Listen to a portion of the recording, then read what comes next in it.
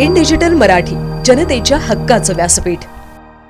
मध्यवर्ती पोलीस ठाण्याच्या हद्दीमध्ये षण्मुख बिल्डिंग हनुमान मंदिराच्या जवळ फॉरवर्ड लाईन चौक उल्हासनगर 3 या ठिकाणी इसम नामे राहुल महेंद्र जयस्वाल वय 24 वर्ष या व्यक्तीसोबत गुन्ह्यातील आरोपित इसम याने जुन्या वादाच्या रागातून आरोपित त्याची मोटरसायकल अडवून त्यास धारदार शस्त्राने त्याच्या डोक्यामध्ये जबर मारहाण करून त्या जीवे ठार मारले. तसेच नमूद गुन्ह्यातील फिर्यादी हरदीप सिंग अजय सिंग लभाना यास जीवे ठार मारण्याचा प्रयत्न करण्यात आला.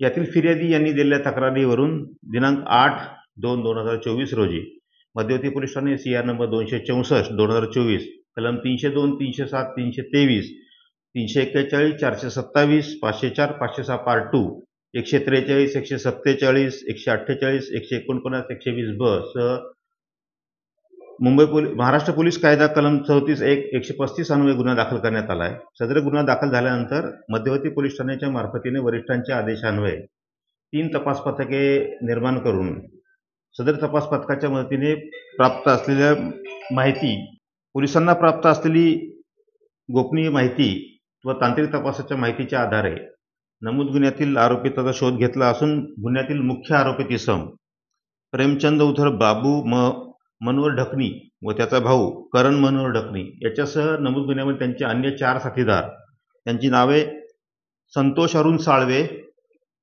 प्रणय उर्फ सन्नी अण्णा सुधीर शेट्टी, तसेच प्रफुल्ल सुरेश कुमावत व बसंत राजे ढाकणी असे एकूण 6 आरोपित इसमांना सदर खुनाच्या गुन्ह्यामध्ये अटक करण्यात आलेली आहे.